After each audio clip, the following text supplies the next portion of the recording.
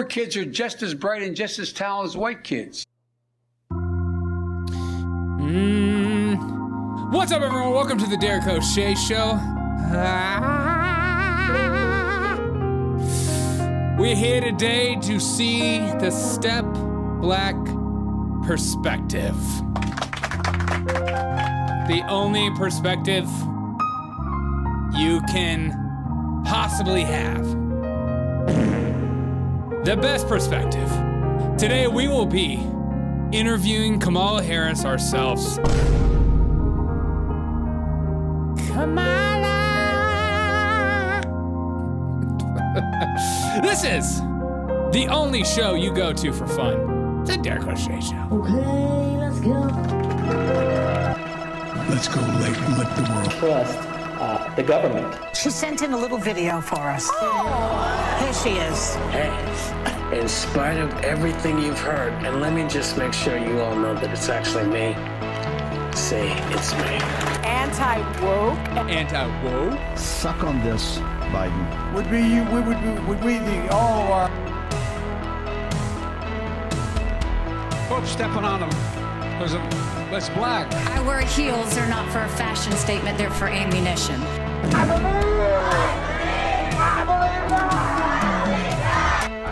I may be a white boy, but I'm not stupid.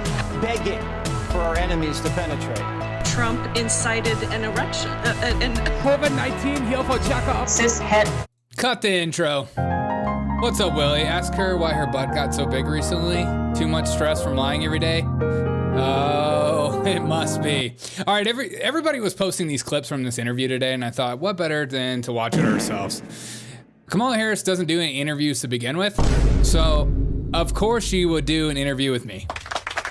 As somebody from the Step Black delegate, I'm gonna come. me. You ain't black. Yes, I am. Step Black. We will watch this together, and I'm excited about this. Had a long day at work, and I hope you have too, and I hope this brings you joy. I hope we get to laugh. I hope we get to cry. Black journalists go. Also, the fact that there's black journalists seems kind of segregation. Huh? This is what progress looks like. Hello, everyone. Hello. And welcome. Thank you. We're going to get right to it. Without further ado, Good. Vice President Kamala Harris. I'm gonna come. Finally. She walked in like a boss. You're welcome. Good afternoon, everyone. Good afternoon as well. Madam Vice President, thank you so much for doing this and making the time. Of course. Just a little bit busy right now. We want to start on an issue. Starting off with a lighthearted joke. You're so busy. Can you guys feel the joy? Willie can feel the joy. I'm feeling joyful. You're feeling joyful. Finally, a very joyful interview that we can all be very joyful about. That Americans across the country say is their number one concern, and that's the economy. Yes. Ooh. A question that has been asked of you and everybody that's on the Democratic side is whether or not voters are better off now than they were 4 years ago. Are they better off now than they were 4 years ago? So when we came into, well, first of all, let me just say, it is good to be with the National Association of Black Journalists, and I thank you for the work you do and that your members do every day. It is very important that we ensure that this organization and your members always have the resources and the platforms to deliver the voices that... Yes, we're all about segregation here in America. Can't wait for the ginger-only ginger-only journalist awards. must be heard, so I thank you for hosting me today. Let me just start off with this whole interview with a little acknowledgement of the grounds that we're on. We're on holy grounds. The Wata Uta tribe. 4 years ago, What was that? when we came in... I love that. The first question is, everyone is concerned about the economy. Everyone's worried about the economy. What are your first thoughts? Let me just start off by saying how important it is to have black journalists. We need them in this country. We need you people in this country to be journalists. Can't just make it on your own merit. You have to segregate yourself in order to make it. And I support that. We came in during the worst unemployment since the Great Depression. Right, because of COVID. We came in Thank you. during the worst public health Because of the pandemic. in centuries. Right. Pandemic. We came in after the worst attack on our democracy since the Civil War. 9/11. And a lot of it due in large part to the mismanagement by the former president. Wow. As it relates to COVID. And obviously January 6th. And we had then a lot of work to do to clean up a mess. As of so today, messy. we have created over 16 million new jobs. Government over creates 800,000 jobs. new manufacturing jobs. Okay. We have the lowest black unemployment rate in generations. Yeah, that wasn't. We You were gonna have invested in- If you would have said history, that would have been a lie.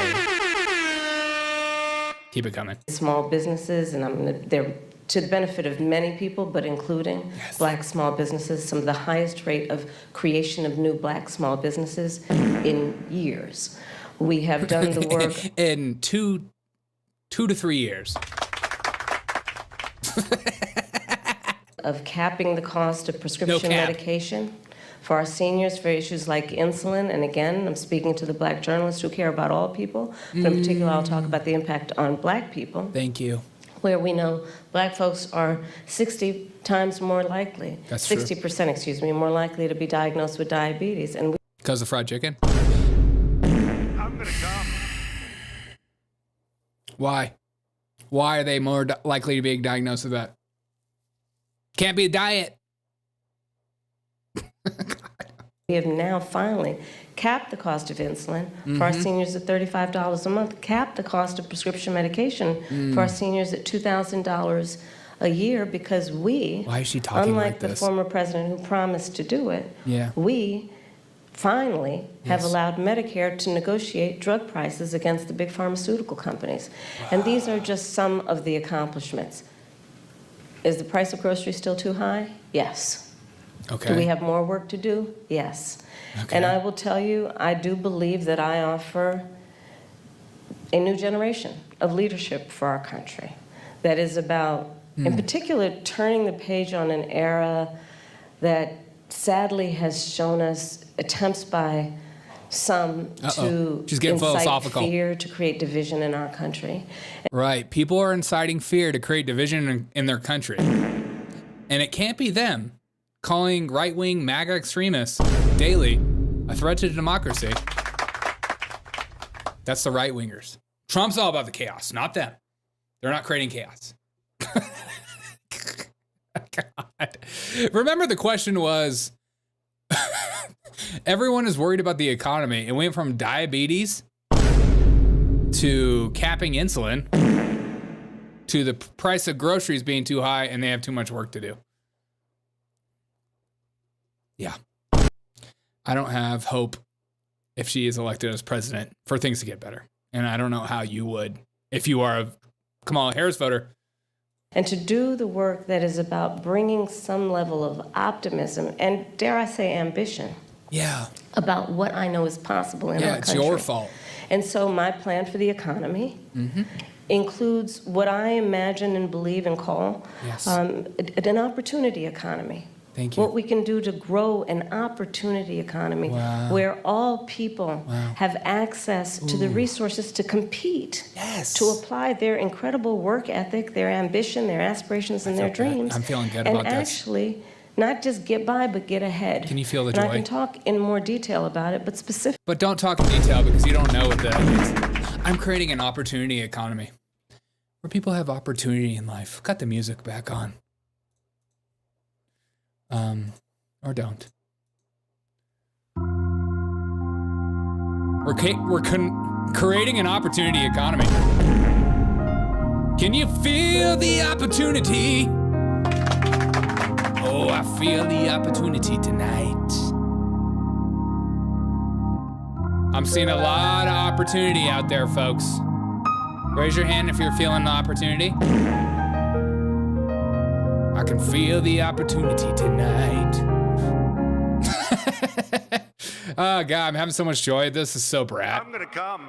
Specifically, I'll mention a few things. Yeah. Thank you. One of the big issues that affects people right now in terms of the economy and their economic well-being Love it. is we have a shortage of housing supply. Oh. It's too expensive. People can't afford They're to too buy a damn high. home. You know, we grew up, our parents, where they had the ability to somehow believe the American dream was a... Can you hear that swallow of saliva that is building up in the back of her throat because of how nervous she is? Yeah. There was a time when you could buy a home on $75,000 a year. Now you have to make over $100,000 just to get a medium house price.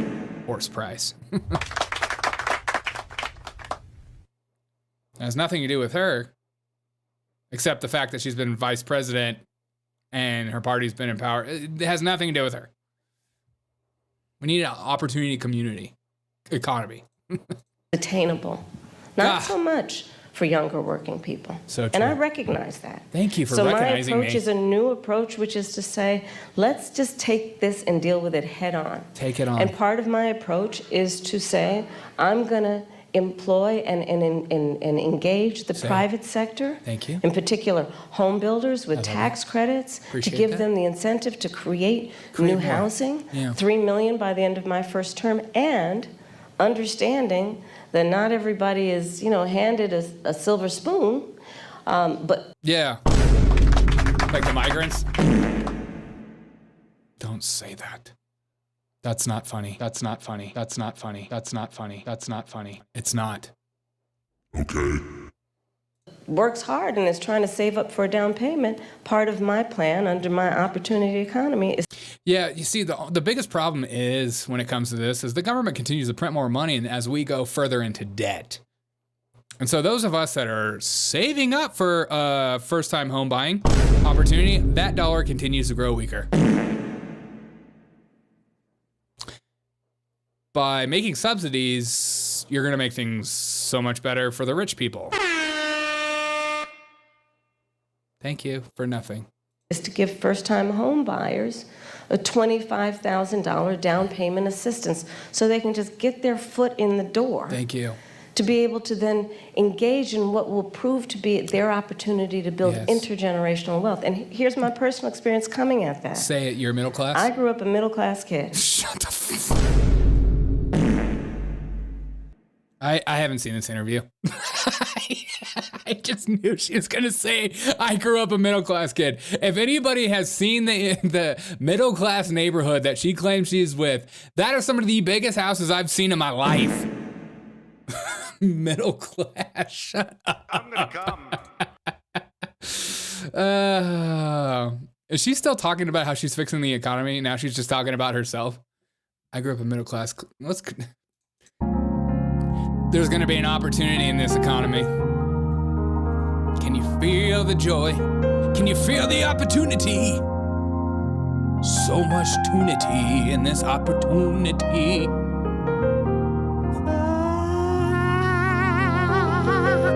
Okay, sorry.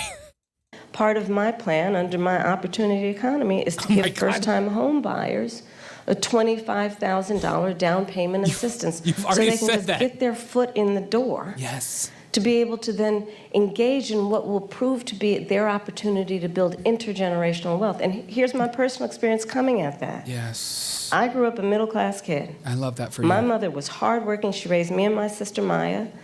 She saved. We were able to live on one salary, where the average middle-class person needs mom and dad both working. But that's a good thing. There's more taxes being paid to the government. And think about how empowered you are by having two people in the household both working. They're handing out those spoon with our money. Yeah, 100%. Up. And it was only by the time I was a teenager that she could afford to actually buy her first home. Wow. And I know, and I identify with, I know where I come from. She's identifying with you. And I know, but I'm just going to finish. I know. Ooh, I'm speaking. I'm speaking. Madam Vice President, you're going on. That face. Ain't nobody got time for that. Look at that hand. What do 5 fingers say to the face? I can't understand you. That so many people work so hard. Yes, and should have the opportunity to just get their foot in the door. I want to put my foot in. Again, so it's not just about getting by, but getting ahead. Please. I'd like to ask you more about the opportunity economy. Why is everyone talking like this at this interview? I would like to ask you more. Everyone's doing ASMR. I would like to ask you about opportunity in this economy. What is happening? I would like to, everyone's doing their sexy voice.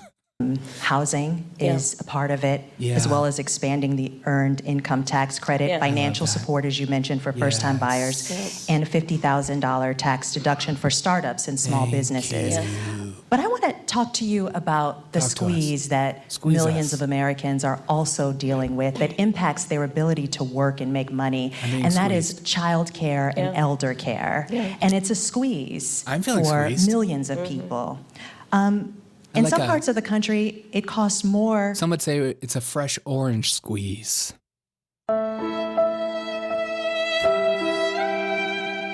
Because I'm a ginger? For childcare than for rents. I think Bloomberg recently reported an average of $33,000 a year. So I'm just wondering, you mentioned that in your opportunity economy, God, a child tax credit, but that's just one part of an ecosystem. Please tell us, what plans will you propose to guarantee that families can actually afford child care and elder care? So to your point, she's getting drunk. Sadly, the state of affairs in our country that working people often have to decide to either be able to work or be able to afford childcare. Okay. I can't understand you. What? So there's like a couple of people, and the people have babies, and those people work in my opportunity economy. They can't afford childcare and actually do the work that they want to do because it's too expensive and it doesn't actually level out in terms of the expense versus the income. My plan is that no family, no working family should pay more than 7% of their income in childcare. Because I know that when you talk about 7% of their income in childcare? Okay, so what if you make $40,000? One is 7%. 2,800? 2,800? What childcare is $2,800 a year? If you're making $40,000, okay. I don't know if you want to pay for that childcare either. It's so much BS. She's like, so what are you gonna do to help people that can't afford to live? I'm gonna subsidize the shit out of it. We're just gonna be handing out money. Money is gonna be absolutely useless. If you work hard, you save up for it, you're an idiot. Come get some of this fresh governmental money. Suckle on the teat of the government. We'll help you. We'll figure it out. We'll help you. I'm here for you. the return on that investment, allowing people to work, allowing people to pursue their dreams in terms of how they want to work, where they want to work, benefits us all. It strengthens the entire economy. We saw, for example, during the pandemic. Did she just smell her finger? What happened. And it sadly has dissipated as a conversation that we need to resuscitate, which is the number of women that had to leave the workforce. Oh, I remember. Because of a lack of childcare and home health care. And exactly. Women, get back to work. We need that tax money. Quit dreaming about being a stay-at-home mom. Quit your homesteading life. Get back to work. We need you to grow that economy. Say nay. And so many of our families, and particular women, end up carrying the responsibility. Men do too, of course. Thank you. What we call people who are in the sandwich generation. Exactly. Who have like young children and are also taking care of their parents. And it is just absolutely too expensive for them to be able to work and do that. So my plan is not only about 7% of income for working people for child care, but also we need to do better for our child care providers and our health care providers in terms of ensuring that they receive the wages that they deserve based on the dignity of their work. I have spent time with home health care providers. She's got nasal snot in the back of her. Can you hear that? She's like, did you just hear that? Absolutely too expensive for them to be able to work and do that. So my plan is not only about 7% of income for working people for child care, but also we need to do better for our child care providers and our health care providers in terms of ensuring that they receive the wages that they deserve based on the dignity of their work. I have spent time with home health care providers, and their work is some of the most taxing work you can imagine. And I actually, when my mother was sick with cancer, did a lot in terms of taking care of her. And the work that is about taking care of a loved one, in particular an elder, is extraordinarily heavy in terms of the emotional toll, the time it takes. And we do it because that is what we do, but not everyone has the ability to take time from work to do it, and they need help. And we need to make sure we have home health care workers that can help them. But I want to also get back to the earlier point that you made about extending the child tax credit. So part of my new approach is we need to expand the child tax credit. And so part of my plan that is under an opportunity economy is to extend and expand the child tax credit to $6,000 so that young families in particular, for the first year of their child's life, which is an extraordinarily important time in their development, have the resources to be able to buy a crib, buy a car seat, buy children's clothing, and not have to worry about... This is why I'm paid the big bucks, folks.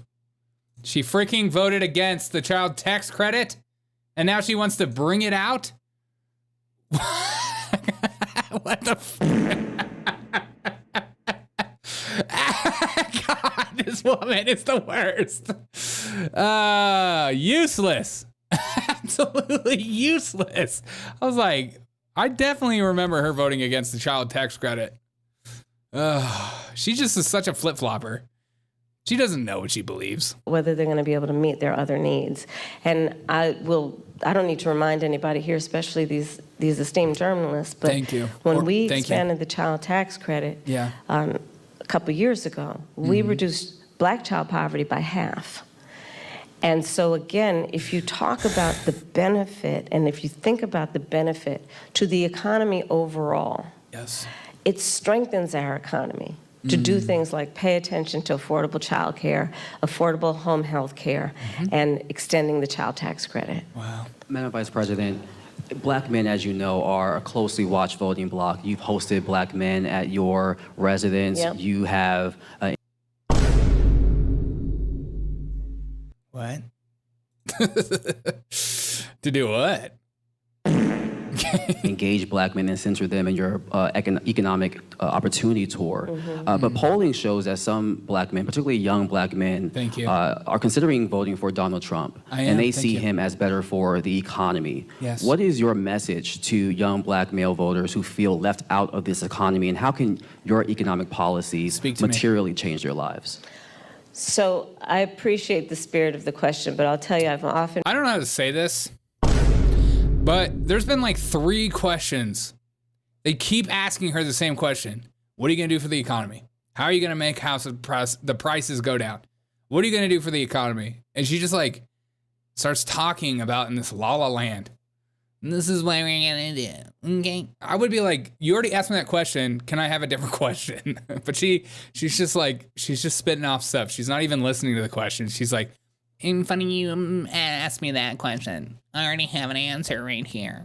I've been asked this question in a way that I've had to respond by first saying that I think it's very important to not I feel like I'm drunk. My head's operate spinning. from the assumption that Black men are in anybody's pocket.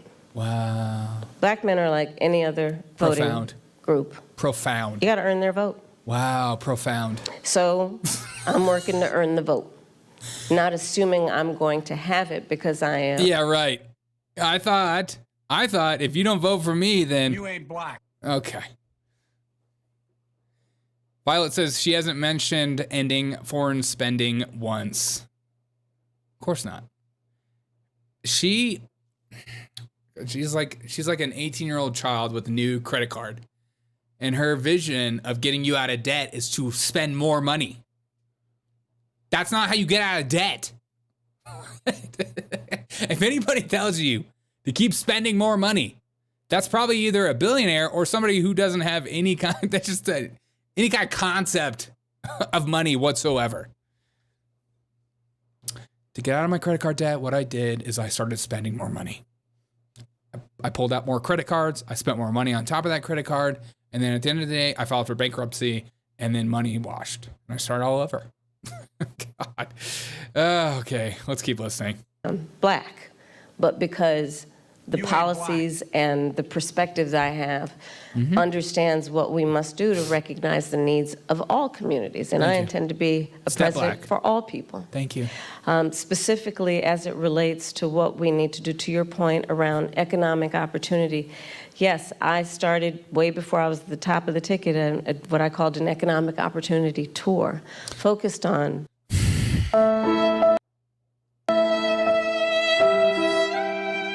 if I hear the word economic opportunity one more time, I'm literally going to punch myself in the face. Does anybody feel like some opportunity around here? Can you feel an economic opportunity tour 2024? I feel an economic opportunity rising. She's rising.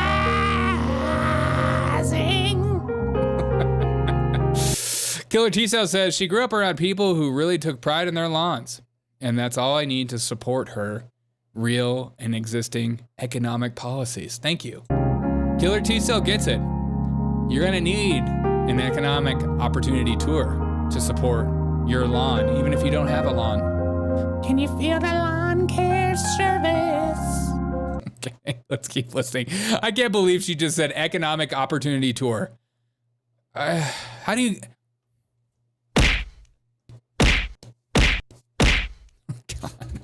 Black men. I just got triggered. What?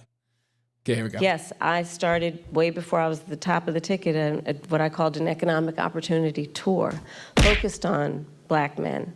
Understanding that, for example, we have so many entrepreneurs in the community who do not have access to capital, but they've got great ideas. Just give me an opportunity. I don't need economic stuff. The ambition, yeah, exactly. The aspiration, the dream, yeah. but don't have the dream. relationships necessarily. So my work has included, as vice president, getting billions more dollars into community banks, including working with the big banks to do that, so that we can increase access to capital for our small businesses, for our startups. Part of my plan under my economic opportunity plan going forward.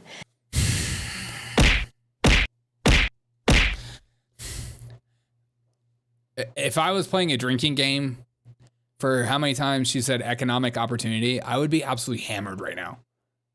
My economic opportunity. God, I feel like I'm going to make a song about this. My economic opportunity is that right now, startup entrepreneurs, small businesses only get a tax deduction of $5,000. Nobody can start a small business with $5,000. So I'm expanding that to $50,000. Understanding, again, that when people have the opportunity to have the resources to get started, they're going to put the good ideas, they're going to put the hard work into it. Yeah. And part of what I also know is that our young Black men, our Black men, just like any group of people, anybody, our small businesses are really the backbone of our economy overall, and when they do better economically, here we go. We all do better. Part of my work is about understanding what we need to do in dealing with, for example, the historic inequities that have faced the Black community around home ownership, right? I don't have to go through the history with anybody here about what that has meant in terms of redlining. No, go through the history. I want to hear you say it. What that has meant in terms of biases and home appraisals, and what the impact it has had on stemming the opportunity to build intergenerational wealth because of those obstacles. So part of the work she must that be I have losing done the black man, says Killer Tisa, 100%. and will continue to do is identify, speak truth about those obstacles, focus group tested. and address them. Another example is medical debt. 1 in 4 black. Her answer to everything is, everyone is struggling out here. Everyone is losing money and in debt. My job is going to give you free money. And you get some money, and you get some money. Hey, Derek, what is this What talking about? Don't say that. She's talking to me as a step black man in America. Families. This is an interview she did today, and it's absolutely ridiculous. Or individuals is more likely to carry medical debt yes. than others. So part of my perspective, and as vice president, part of the work that we have done Thank you. is to say that we're going to eliminate medical debt from being on your credit score. It's off. It's free. Because Kamala paid for your now, medical debt since. Medical debt worked against your credit score, and people know their credit score like you weight, right? You know that number. Oh my God. Oh, that's so fat phobic. What is my weight? And the difference between what that number is and what it needs to be is the difference between you being able to get a car loan, a small business loan, or even a lease on an apartment. Yeah, duh. And so don't spend your money on things you shouldn't. Is understanding the obstacles that traditionally and currently exist. Thank you. To allow anyone, including black men, be able to achieve economic wealth. And I'm going to tell you, I don't think it is sufficient to just only talk about economic policy around reducing unemployment. Thank you. It is an important marker, and I'm proud of the work that we've done thus far. But it. What? Whoa. Oh my God. What's up, Kamala? You looking good, girl? Oh, shoot. Oh, yeah. What an unfortunate pause. Killer T-Cell says, I know a black man. This opportunity is so economical. Yes, and has he joined the tour like me? Join the Economic Opportunity Tour of 2024. It should be a baseline there. Everybody's working. The point is, get to work. Do people have an opportunity to build wealth? Thank you. If that's what they choose to do, if that's what they want to do. And a lot of my yeah, if you don't choose to do that, you're an idiot. I can't understand you. I mean that you should try to do that. Perspective as we go forward is just that. I believe that there are a lot of opportunities that are available so many to the American people if we just see with our eyes. If we see people and understand what they want for themselves and their families and then meet them where they are. Madam Vice President, I want to switch gears a little bit and talk about he tries to attend the war segregate stuff in in the name of Gaza. equity. Oh yeah, they're all about segregation. You called for a ceasefire hostage deal and a two-state solution as an end to the war for many months now. And while you've expressed support for Israel to defend itself, a two-state solution and a ceasefire are at odds with what Benjamin Netanyahu has said is their right to defense. If it matters, as you say, how Israel defends itself, where do you see the line between aggression and defense? Oh, here we go. And our power as Israel's ally to do was that not the question? She's still going? Something. Okay, a lot to unpack in what you just said. So let's start. So let's just start off with saying this. Israel is a country, and Israel has Jews in it. And the Jews are Jewish people, but they aren't necessarily religious ones. And so... Start with this. I'm ready for this. Start with it, girl. Tell us what to think. I absolutely believe that this war has to end. Oh, wow. What a harsh stance. Wow. That's so brave. Thank you for saying that. as soon as possible. Wow. And the way that will be achieved is by getting a hostage deal and blowing up some pagers and the ceasefire deal done. And we are working around the clock to achieve that end. Think of the clock. Stepping back. Yes. October 7. Here we go. 1,200 Israelis were slaughtered, and actually, and some Americans, by the way. Oh. In that number. Slaughtered. Young people who were attending a concert. Women were horribly raped. And yes, so I have said, Israel has a right to defend itself. We would. And, but Madam Vice President, let me finish. Madam, between aggression and defense. No, but it's important to put it. There's a difference between aggression and defense. I'm a war criminal. I mean, I'm a war expert. There's a big difference.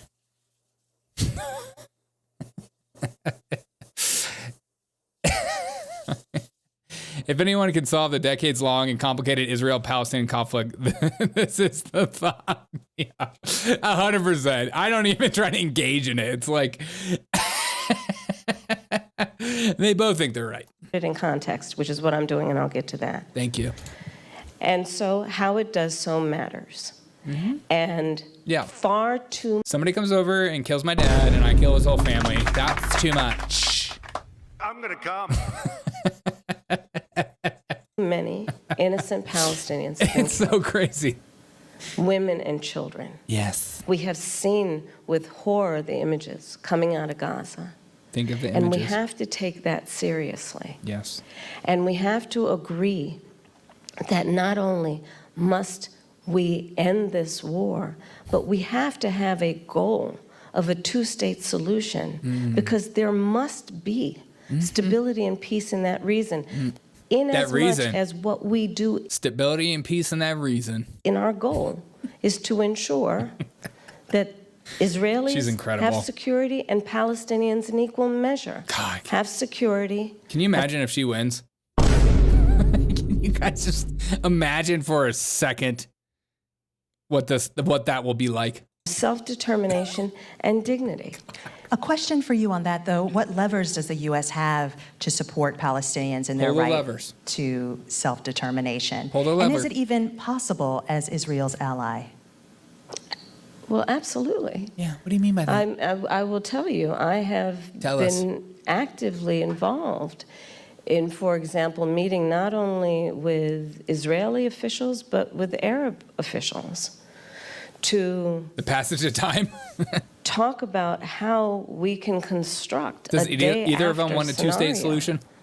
Where we participate in ensuring those exact goals that I outlined, including as part of the principles that should be applied to those goals, that there be no reoccupation of Gaza. Palestinians love that there be no changing of the territorial lines in Gaza. Yes. That there be an ability to have security in the region for all concerned in a way that we create stability, and let us also recognize in a way that ensures that Iran is not empowered in this whole scenario in terms of the peace and stability of the region.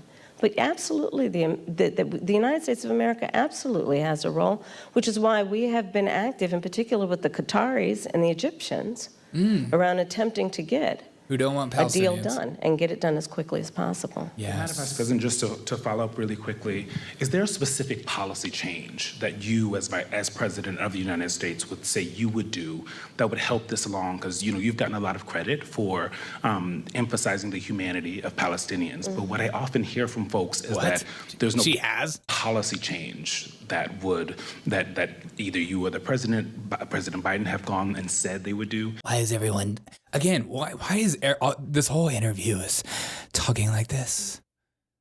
Madam Vice President, your position on the Palestinians is one to be admired, but at the same time, it's one to make me uncomfortable. And we're talking very demure and quiet.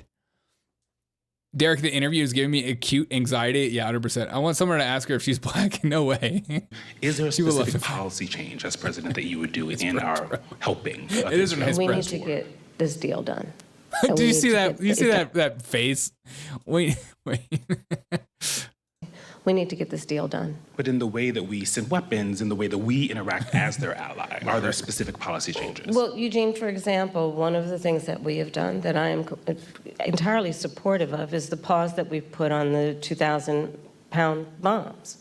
And so there is some leverage that we have had used. Yeah. But ultimately, the thing that is going to unlock everything else in that region is getting this deal done. Get it done. Get that deal done. I'm not going to disclose private conversations, but I will tell you, Thank you. I've had direct conversations with the Prime Minister, with the President of Israel, with Egyptian leaders, and with our allies. And I think we've made ourselves very clear that this deal needs to get done in the best interest of everyone in the region, including getting those hostages out who, I mean, we saw the latest example of what happened with the six most recently, one of whom was an American citizen. Died. But what do you say to those that say that's not enough, that stopping the 2,000-pound bombs the one time wasn't enough, that these... I love that these people that are like ask these kind of questions are like, I'm like, well, what would you do? And they're like, I don't know. I'm not running for president, so I don't need to have an answer. Thank you. But I will critique you on yours. This is social media in a nutshell. Love it. Administration, your possible administration has to do more. It is hostages on our watch. Doing the work of putting the pressure on all parties involved to get the deal done. But let me be very clear also. Finally, clarity. I support Israel's ability to defend itself. Trigger. And I support the need for Palestinians to have dignity, self-determination, and security. Exactly. As we move forward and get everybody wins. State deal done. But right now, the thing we need to get done is this hostage deal and this ceasefire deal. We need a ceasefire. We need the hostage deal. I want to switch gears to racial justice, Madam Vice President. Dramatic TV shows. Last month, you eulogized Congresswoman Sheila Jackson Lee. Jackson Lee's signature bill, she is a mouth breather. A few, was H.R. 40, which would create a commission to study the history of U.S. slavery and study the issue of reparations. Finally. She introduced H.R. 40 every session of Congress, taking up the mantle from Congressman John Conyers. Thank you. This is a bill that you have co-sponsored as a U.S. Senator. Love that. Yet, this has... And as somebody who's step black, I want my reparations! Daddy needs his money. Despite the fact that this has been... similar commissions have been created on the state level and on the local level. It's yet to pass in Congress, let alone come out of committee. Thank you. Congresswoman Jackson Lee, Congresswoman Barbara Lee, and other advocates have called for President Biden to take executive action to create this commission. Sign that commission. Would commission. you, as president, take executive action to create this commission, or do you believe that it should happen in Congress? Well, first of all, should we vote on it, or should we just sign the executive order? God, I hate modern day politics so much. Don't even vote on it. We don't even vote on our politicians anymore. Just put them in. Just put these politicians in. Biden knew. As you mentioned, Sheila Jackson, she was an extraordinary leader who we just recently lost, and she was a friend and a lover, a real champion for so many issues. So hot. I feel compelled to say that about her. Thank you for being compelled to say that. On the issue of what we need to do going forward, look, first of all, we just need to speak truth about history in spite of the fact that some people would try and erase history. Oh, thank you for saying that. And try and teach that. our children otherwise. Exactly. Put the porn back in the schools. Stop taking away our books.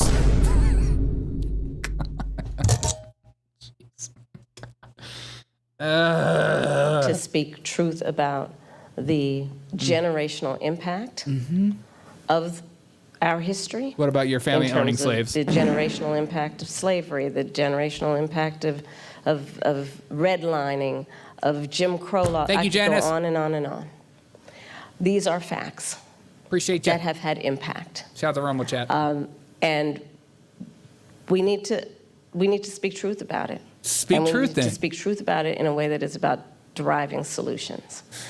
And frankly, I think that we, and part of that is studying it to figure out exactly what we need to do. But part of what we can do right now is, for example, what I'm talking about in terms of building an opportunity economy. She said it again! Can you feel the opportunity arise? Opportunity, community, economity, community, and economic opportunity. She just turned black. She did. Don't evoke the B word. She won't say it. Addressing explicitly the obstacles that historically and currently exist. Yes. And dealing with them. Student loan debt, medical debt. Yes. Bias in home appraisals. Yes. I love that, she's like, I'm going to give $25,000 to new homeowners. We're going to help lower child health care. We're going to give you money for this. We're going to give you money for that. We're going to give you money for this. And then he's like, okay, cool. Now, what are you going to do with the black reparations? Because I'm so rich, I don't qualify for any of those things, but I still want some money too. God, these people are ridiculous. What we need to do in terms of dealing with an issue that I have championed for years, black maternal mortality, which is the fact that black women are 3 to 4 times more likely to die in connection with childbirth. K-Bean says, dumb, uneducated, poor people don't understand $25,000 tax credit isn't money up front. You have to make money before you get the savings. Don't ruin my $25,000 party. I'm going to use that $25,000 to throw the sickest party in my life. It's the best tax credit party you've ever seen in your life. Come down to Derek O'Shea's $25,000 credit. You won't ever have this much credit in your life. Is she trans? How dare you? She is trans. We're all trans. Than other women. And we know that the reasons for that include disparities that pre-exist her pregnancy, including disparities that exist in the system during her pregnancy. Think about that. So all of those things must be addressed. Address it. Do you have a position on whether that should happen, this commission should happen through executive order or via Congress? I think Congress ultimately will have the ability to do this work. I'm not discounting the importance of any executive action, but ultimately Congress. Because if you're going to talk about it in any substantial way, there will be hearings, there will be a level of public education and dialogue that, and I think that was part of the spirit behind. If I ever run for president, my slogan will be, I am giving you all the free money you want. We run this country to the ground.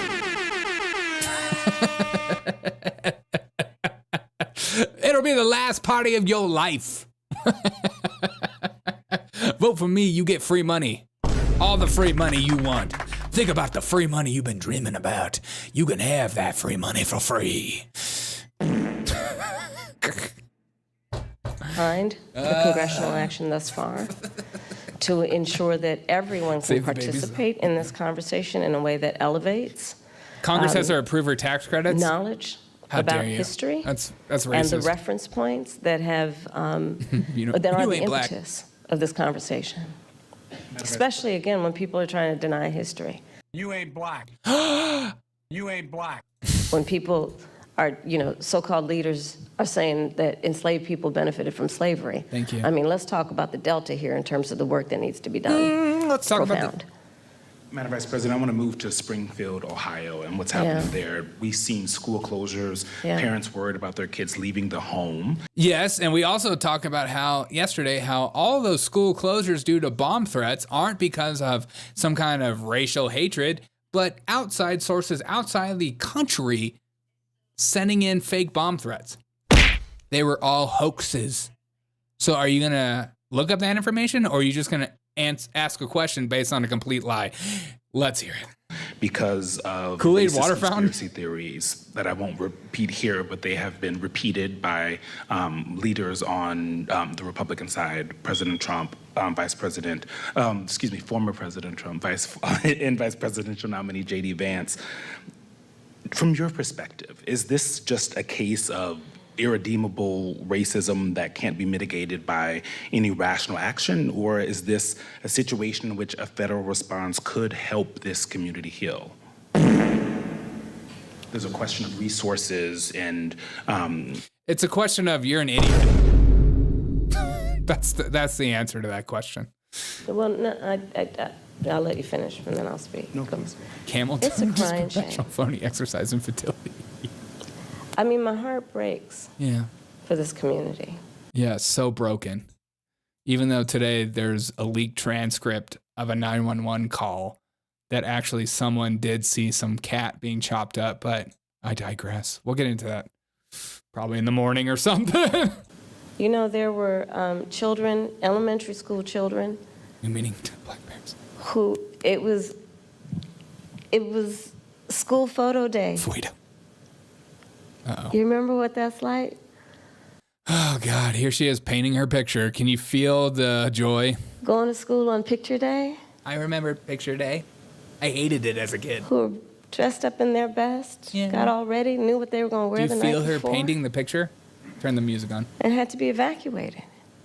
Children. Children. Children. A whole community put in fear. All of them. And I'll say a couple things about it. One, you know, I learned a long time ago in my career, having a background as a prosecutor.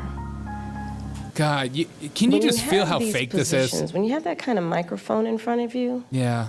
you really ought to understand at a very deep level Yes, I feel it. how much your words have meaning. My words have meaning. I learned at a very young stage of my career Can you feel my meaning? that the meaning of my words My could words. impact whether somebody was free or in prison. As a Is that... is that a Harry Potter quote? What was that?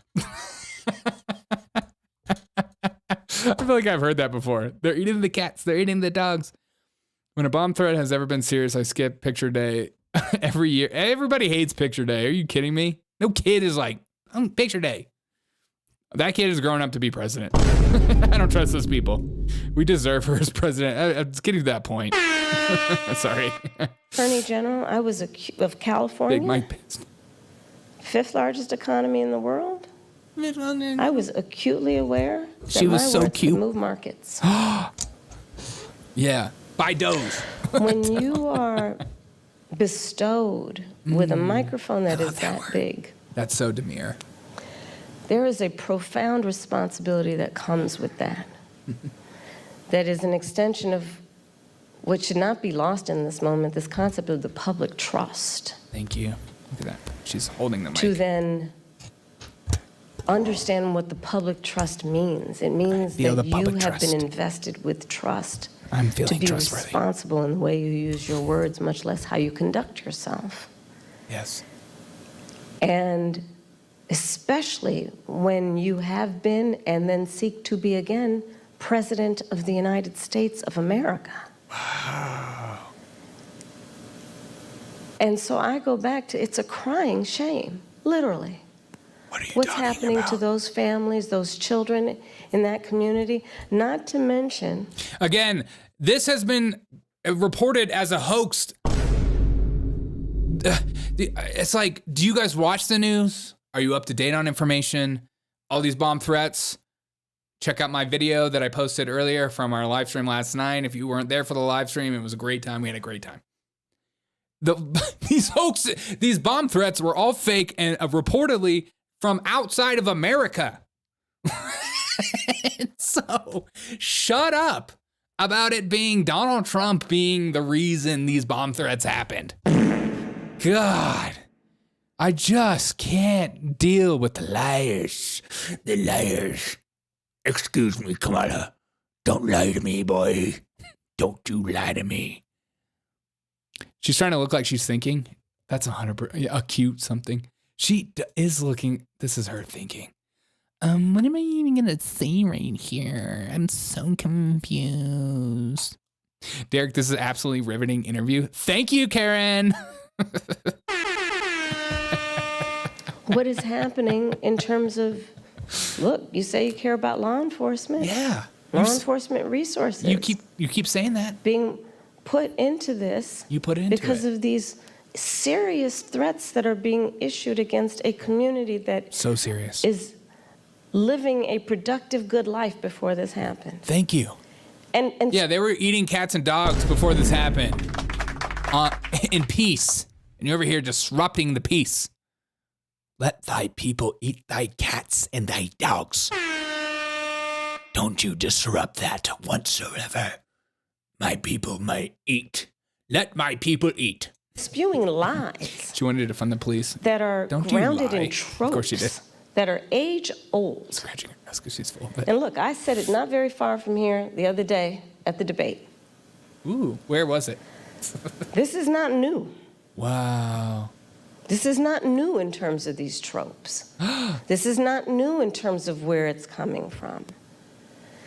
And, you know, whether it is refusing to rent to people, rent to black families, whether it is taking out a full-page ad in the New York Times against 5 innocent black and Latino teenagers, the Central Park 5, calling for their execution. She's an insult to room temperature IQ. Whether it is referring to the first black president of the United States with a lie, birther lies. And look, the American people deserve, and I do believe want better than this. I do believe that. Yeah, and it's not you. I know. What do you know? The vast majority of us as Americans know we have so much more in common than what separates us. Thank you. Except for those MAGA extremists, am I right? I know that regardless of someone's background, their race, their gender, their geographic location, I know that people are deeply troubled. I'm troubled by what is happening to that community in Springfield. Yeah, I think Ohio. about it every single And day. it's got to stop. And we've got to say that you cannot be entrusted with standing behind the seal of the President of the United States of America. Do you see that face? Engaging. Standing behind the seal. Think about the SEALs, okay? The Navy SEALs. Oh, come on down, Navy SEALs. Can you see the SEALs? Can you feel the SEALs? I'm feeling silly. In that. She needs to get passionate again. Reference nothing. Dude, as usual. I feel like this is that is the title of this interview. Being passionate about absolutely nothing. Political theater. It's at its best. She's incredible. Look at her. To divide us as a country. Yes. Is designed to have people pointing fingers at each other. It's designed to do that. It is. And I think most people in our country, regardless of their race or creed, are starting to see through this nonsense. We can see it. And to say, you know what, let's turn the page on this. This is exhausting and it's harmful. Thank you. And it's hateful. Very. And grounded in what else? Some age-old stuff. Ooh, stuff. That we should not have the tolerance for. Yes. So let's turn the page and chart a new way forward and say, you can't have that microphone again. Madam Vice President. You can't have that microphone up in here. You gonna come up in here and have a microphone?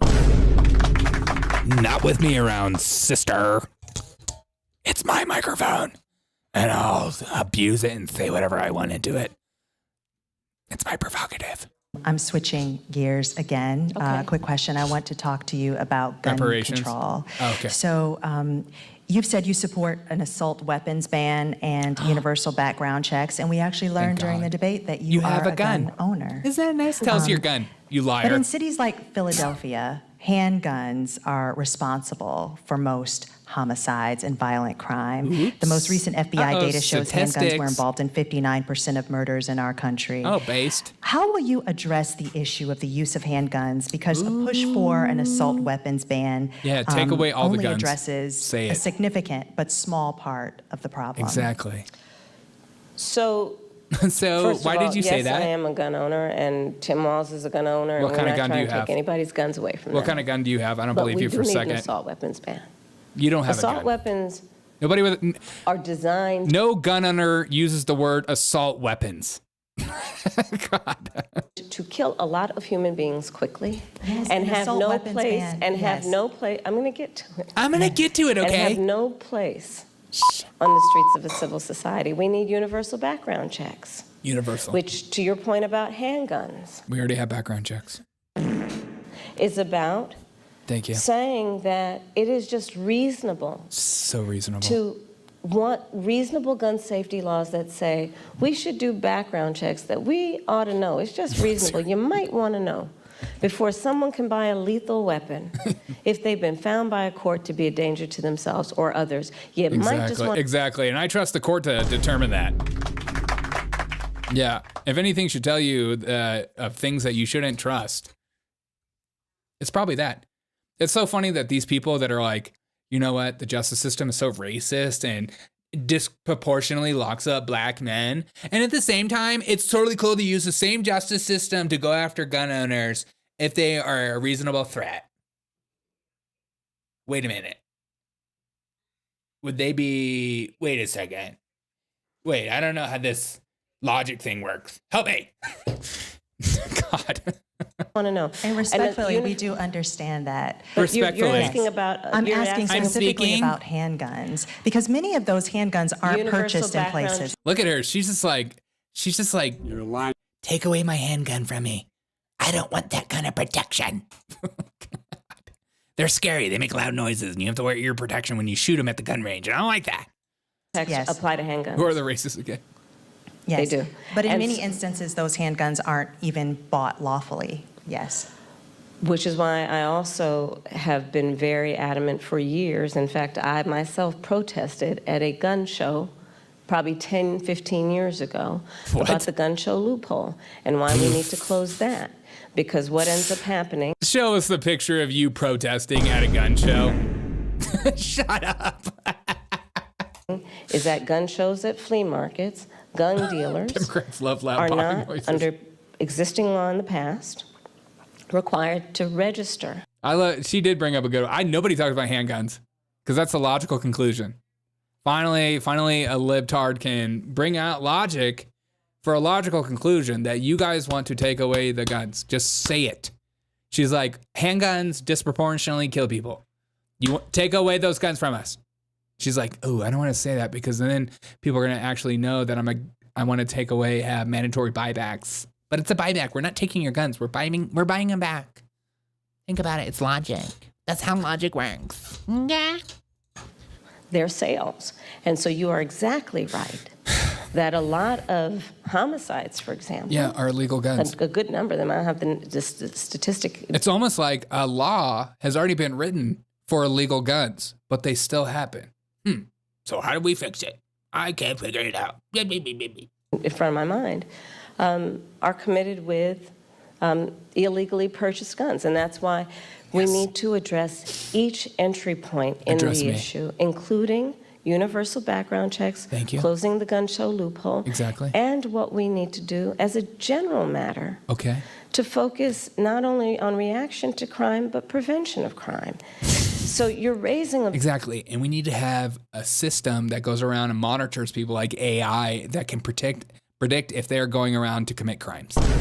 It's like Minority Report. It works. Very important issue that has many facets, including what we need to do in terms of reasonable gun safety laws and what we need to do around crime prevention, what we need to do around crime deterrence. But listen, I have personally prosecuted homicide cases. Oh, here we go. I have held them hands of mothers who have come to me crying, who have said, I only want to talk to Kamala because they knew when they sat down, I would treat them with the dignity and respect that they were entitled and due. Oh, yeah. About the loss of their child. Yeah, everybody loves sitting with prosecutors. And their son yeah, shut up. to gun violence and the need to take it seriously. Maybe if there's a And law, we Trump must wouldn't have a take it second seriously. assassination attempt. In every way, understanding it's not just about a soundbite. Right. It's about a comprehensive... Yeah, the guy with the second assassination attempt, that felon that somehow had a firearm that was on the radar of the FBI since 2019. Turns out if you're on the radar, FBI, you're probably going to commit a crime. But at this point, who isn't on the radar of the FBI? ...approach that deals with the tragedy of, to your point, everyday gun violence in America. Thank you. It's real. It has had a profound impact in terms of trauma that, for the most part, has gone undiagnosed and untreated. Yeah. The trauma that exists in communities around the violence of losing their children, losing a brother, losing a father, an uncle.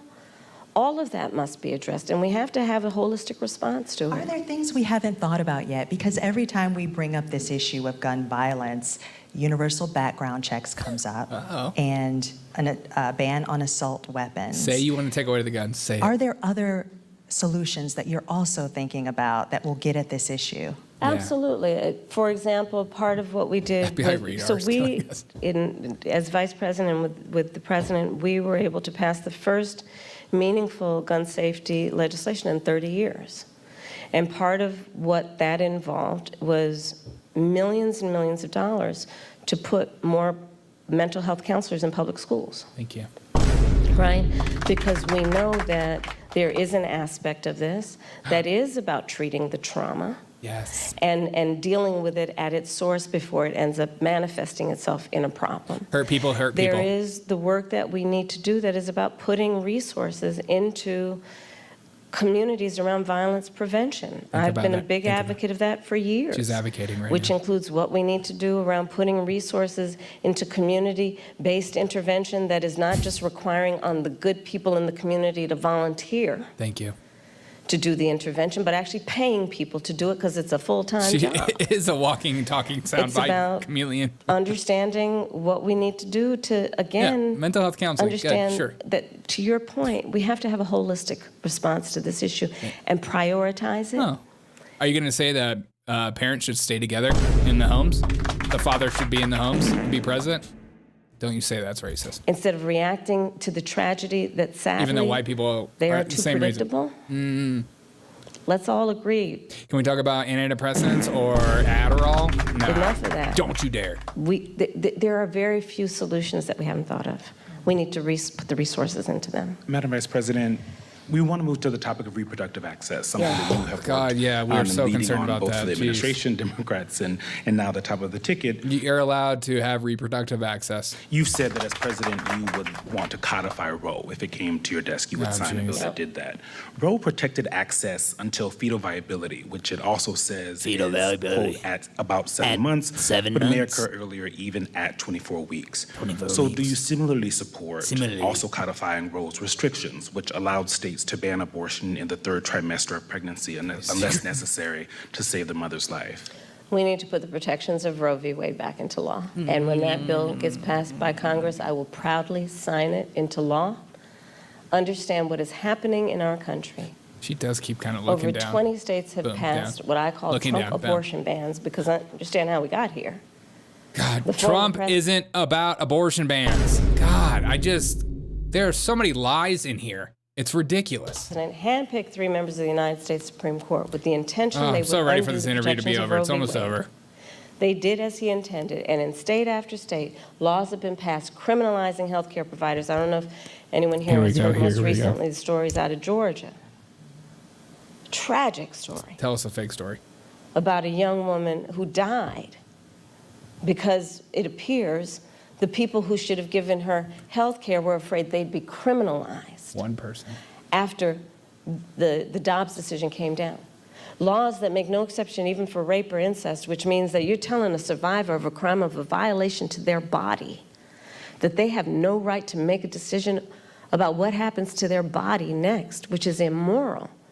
an approach that doesn't take into account that most people, I think, agree you don't have to abandon your faith or deeply held beliefs to agree the government should not be telling her what to do with her body. If she chooses, she will talk with her pastor, her priest, her rabbi, her imam, but it should not be the government or Donald Trump telling her what to do about her own body and her life.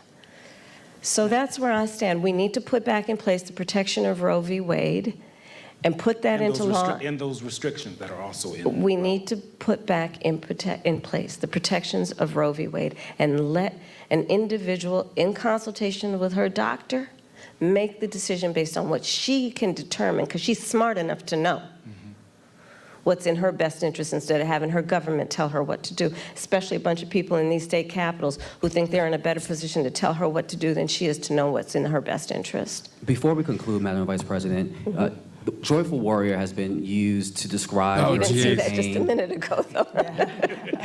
Okay, I'm back to my joyful part. And your opponent, Republicans, have at times weaponized you laughing in campaign ads, for example. Why is joy important to you to insert into this election? And what do you Why is joy important for you? God, this is the best last question I've ever heard in my life. As a way to suggest that you're not a serious candidate. Well, sometimes I think, and I'll say to whoever the young people are who are watching this, there are some times when your adversaries will try and turn your strength into a weakness. Thank you. Don't you let them. Don't do it. Don't you let them. Thank you. I find joy. So much joy. In the American people. Except for those MAGA extremists. In optimism. In what I see to be our future and our ability to invest in it. Yes. I find joy in the ambition of the people. I find joy in the dreams of the people. I find joy, in building community. Yes. I find joy in building coalitions. Thank you. I find joy in believing that the true measure of the strength of a leader is not based on who you beat down, but who you lift up. And I think we should all find joy. And have a sense of optimism about who we are as Americans and what we mean to each other and what we can do to lift each other up. I feel lifted up. President Biden spoke to former President Trump after the attempt on his life this weekend. Have you spoken to him? I have. And earlier today, I assume? Yes. How'd that go? You want to give us some intel? Sure. I checked on him to see if he was okay. Yeah. And I don't believe this. I told him what I have said publicly. There's no place for political violence in our country. Brave stance. I am in this election and in this race for many reasons, including to fight for our democracy. And in a democracy, there is no place for political violence. We can and should have healthy debates and discussion and disagreements. Yes. But not resort to violence to resolve those issues. No violence, no political violence. January 6th, your vehicle was allowed to kind of pass a viable pipe bomb. We've seen... No, I was in the building. You were in the building. And we've seen what's happening with former President Trump. Do you have full confidence in the Secret Service to protect all of you? I do. You feel safe, you and your family? I do. But, I mean, you can go back to Ohio. Not everybody has Secret Service. Ask her out for coffee. And there are far too many people in our country right now who are not feeling safe. Yeah, duh. I mean, I look at Project 2025. And oh, my God. I look at, like the Don't Say Gay laws coming out of Florida. Members of the LGBTQ community don't feel safe right now. Immigrants or people with an immigrant background don't feel safe right now. Women don't feel safe right now. And so, yes, I feel safe. Do you feel safe in America? Secret Service protection. She feels safe. But that doesn't change my perspective on the importance of with Project 2025 fighting for the safety of everybody in our country, and doing everything we can to again lift people up and not beat people down so they feel alone and are made to feel small and made to feel like they're somehow not a part of it or us. Madam Vice President, thank you so much for your time. Thank you. Thank you. I've appreciated this. God, that was like the worst interview ever. Final thoughts. She says the same things over and over again. She can't handle nuanced questions because then it means that she has to get off topic. Then it means she has to stop doing her whole narrative speak. This interview was absolutely ridiculous. I cannot understand anybody that wants to vote for her. They even lied about the bomb threat hoax. I'm gonna come. You might not like Donald Trump, but I don't understand why you would vote for her. I just stop it. Do it anyways. I said so. We need to make sure Venezuelan gangs feel safe 100%. She didn't speak up for a woman in Afghanistan. All right, everyone. I'm going to go eat some dinner. I appreciate every single one of you guys for being here. You guys are most amazing. Thank you for hanging out with me, watching this stupid interview. Final thoughts, you wasted my time. Willie, we have to watch this. We have to be in the know, because then when people say stupid things like Kamala Harris is a legitimately awesome candidate, then you can be like, I watched her interview. She was terrible. Boom. Case closed, because most people that are voting for Kamala Harris probably didn't even watch this interview. Let's just be real. She cares more about migrants and feeling welcome. All Democrats do. That's why they're giving tax credits, tax benefits, free phones, free healthcare, free education. And then you're like, I'm struggling to buy a home. They're like, who cares? Thanks, Derek. You're the best. Thanks so much, K-Bean. Have a wonderful night, guys. I'll see you guys in the morning. I'll probably go live around 10 a.m. Eastern. Look out for that. Come hang out with us in the morning.